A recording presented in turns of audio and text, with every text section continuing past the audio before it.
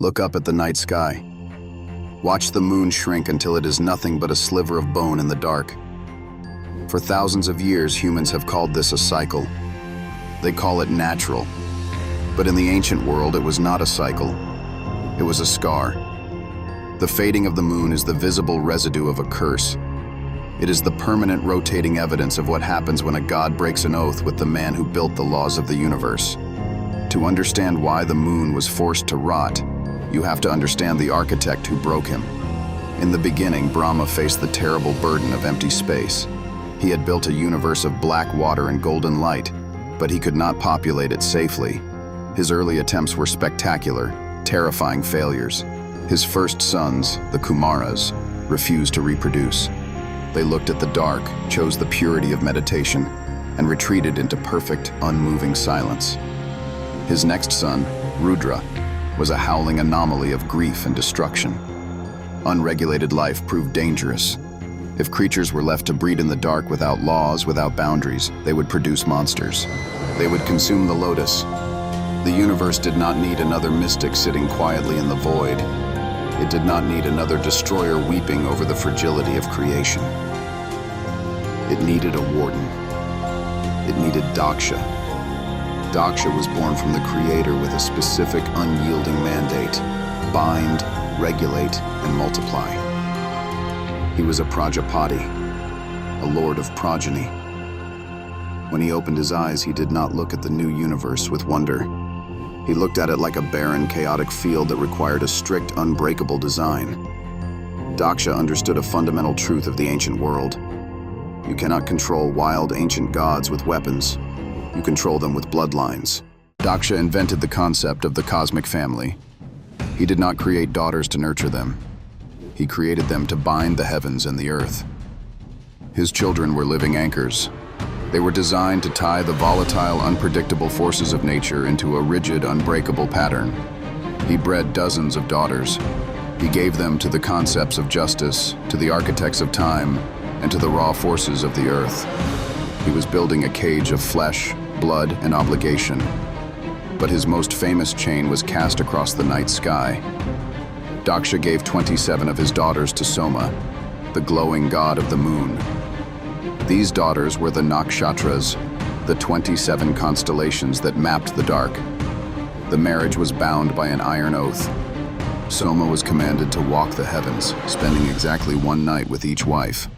Equal time, equal attention, perfect, unchanging symmetry. For Soma, the sky became a heavy, unbroken chain. He was a radiant god of the night, yet he was bound to a relentless, exhausting march. He could not pause. He could not linger to admire the void. Daksha's law demanded that his affection be divided into 27 identical fragments. Night after night, the moon was dragged across the dark, a prisoner to his own glowing path. For a time, the sky was perfectly regulated. The great wheel of the heavens turned without error. But Daksha had forgotten the one hunger his laws could not chain: desire. Soma looked at his 27 wives, but his eyes stopped on one: Rohini. She was the red star. She was radiant, fierce, and entirely captivating. Where the other houses of the sky felt like cold obligations, the house of Rohini felt like a warm sanctuary. Soma stopped moving. He ignored the design. He abandoned 26 of Daksha's daughters to stay exclusively with the one he loved. Under Daksha's law, this was not a romance. It was treason. The breach of cosmic order was visible immediately. Down on the earth, the ancient seers looked up and saw the stars physically stopping in the sky. The rotation of the heavens halted.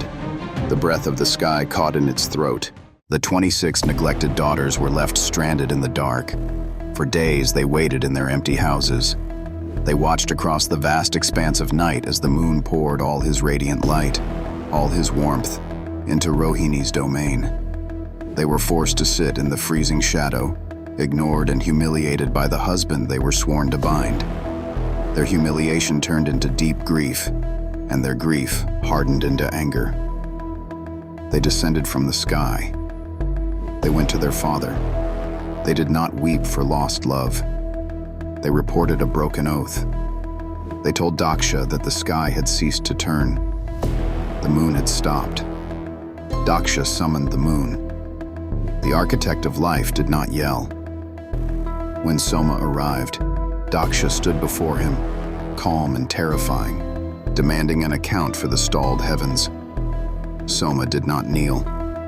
He was the lord of the night, and he believed his light made him untouchable. He defended his choice. "She is the only light in this dark," Soma pleaded, his voice ringing with the arrogance of a favored god. "I will not leave her house. You created the universe, but you do not understand it. This is not defiance, it is devotion." Soma truly believed that the creator of life would understand the overwhelming, uncontainable force of desire. He assumed he was immune. He expected the ancient laws to bow to his affection. Daksha listened in total silence. He did not interrupt. He did not frown. He let the moon speak until his passionate defense ran entirely dry. For a long, suffocating moment, the silence held. The air grew heavy. Soma exhaled, mistaking the quiet for mercy. The tension broke. The moon believed he was safe. Then, Daksha spoke. "The universe does not survive on your affection," Daksha stated. "It survives on my law. You have broken the design. You will forfeit your light." It was a cold, absolute statement of fact. Daksha raised his hand and spoke a word of total ruin. He cursed the moon with consumption. The punishment was not instant death. That would be too merciful for a Prajapati. The punishment was physical, agonizing rot. Instantly, the glowing, immortal flesh of the moon began to dissolve. Soma screamed as the disease took hold. His silver skin flaked away like gray ash. His bones hollowed out. His divine strength began to bleed into the void. Night after night, Soma wasted away. His light dimmed to a sickly pale shadow, but the curse did not stop in the sky. Because the moon governed the moisture and the dew of the earth, the consequences cascaded downward with horrifying speed. The roots of creation that Daksha had planted began to wither. Without the moon's full light, the earth began to suffocate from an unquenchable thirst. The sacred medicinal herbs turned to brittle dust in the hands of the healers, their magic failing before their eyes. The great rivers of the ancient world slowed to a crawl, exposing cracked, baking mud where deep water used to flow. The crops dried out in the soil long before they could be harvested, turning vast fields into graveyards of yellowed stalks. The animals grew weak, their ribs showing through their flanks as they collapsed silently in the barren, suffocating fields. The entire world was starving. Daksha had poisoned the water of the earth and choked the life from the soil simply to prove a point. The world was dying because one god chose love over duty, and one father chose law over mercy. Terror seized the pantheon. They saw the veil of creation beginning to tear. The gods rushed to Daksha, throwing themselves before him, begging him to lift the curse. They argued that the universe would collapse into the void if the moon died entirely. Daksha looked at the starving earth. He looked at the rotting, screaming moon. He felt no regret. A structure that bends to anomalies is no longer a structure. He refused to take the curse back. Words of power once spoken by a Prajapati cannot be unwritten. But to keep the universe from failing entirely, he offered a severe, bitter compromise.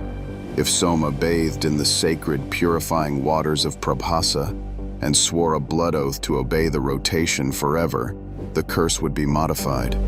For 14 days, the moon would suffer the rot, wasting away in agony as payment for his disobedience. But for the next 14 days, he would be allowed to recover his light, growing full before the disease took him again. Soma agreed. He had no choice. He was broken. Look up at the sky tonight. The waxing and waning is not a gentle rhythm of nature. It is the gasping lung of a crippled god. It is Daksha's signature carved into the dark, a permanent warning to anything that breathes. Obey the structure, or be erased. Daksha had proven his point. He had subdued the sky. He had forced the gods into line. The universe was bound, obedient, and utterly terrified of him. He had only one task left. He took 13 of his remaining daughters and handed them to a sage named Kashyapa. These 13 women were meant to give birth to the final pieces of the world. Daksha thought he was locking the final door on his perfect cage. He thought he had conquered the chaos of the void, but he made a fatal miscalculation. By giving those women to a single patriarch, he placed the future gods, the demons, the serpents, and the birds into the exact same bloodline. The greatest enemies in the ancient world are not strangers. They are family. The architect forced the universe into a single household, and the war for its inheritance is about to begin. To witness the cosmic family tear itself apart, subscribe to Mythkipedia. We will see you in the next era.